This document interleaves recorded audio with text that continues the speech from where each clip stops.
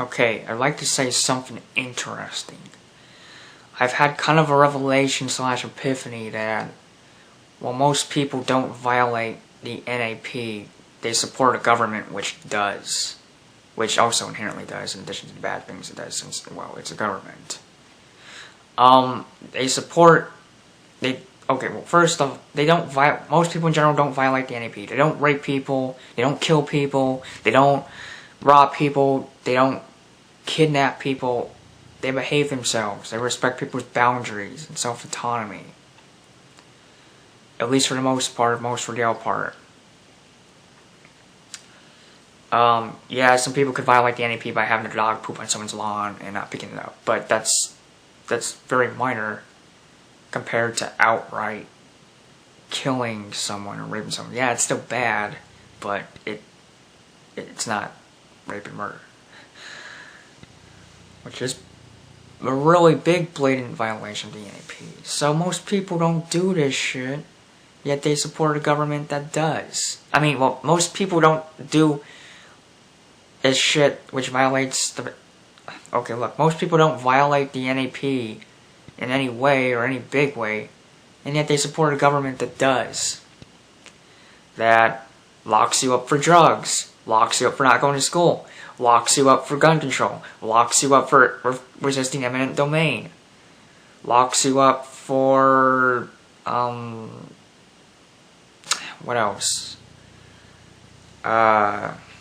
Locks you up for not paying taxes. That's just 5 things right off the bat that I can name that the government does, which violates the NAP. People don't do that, but the government does, and they support the government.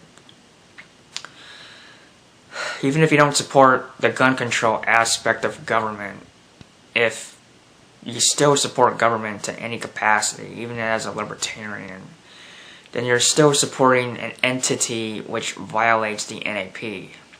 And therein lies the problem.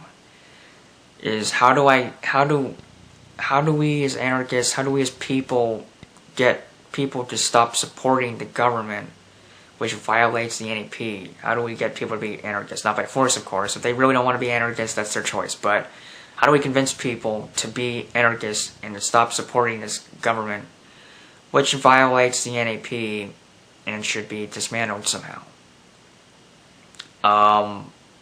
That's always a challenge. Because people often associate anarchy with chaos and corporatism and violence, which none of which is true.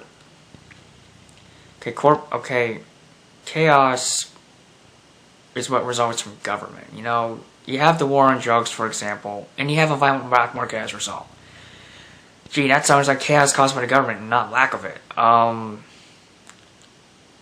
Violence, that's also done by the government with, like, police brutality, as well as locking up people for laws, like that, with the already mentioned war on drugs, which are unjust. And then you have the corporatism angle, which is wrong, because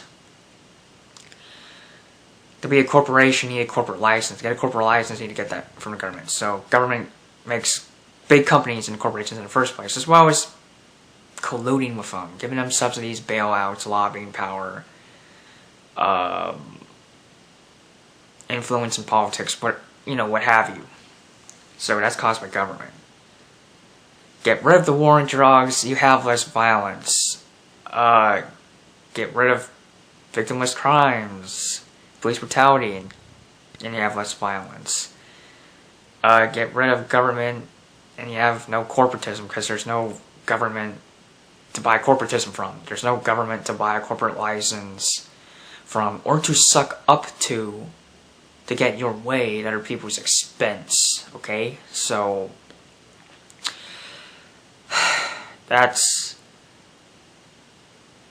what I want to do, is try and convince people not to support the government, any government, in the USA particularly, because that's where I live. So, yeah, that's pretty much it. Most people don't violate the NAP, but they support a government which not only does bad things, but also inherently does by its design. So, yeah, hopefully we can get people off of government. The God, the religion, the drug that is government. Hopefully we can get it off people that someday, at least in this country. So yeah, there's that.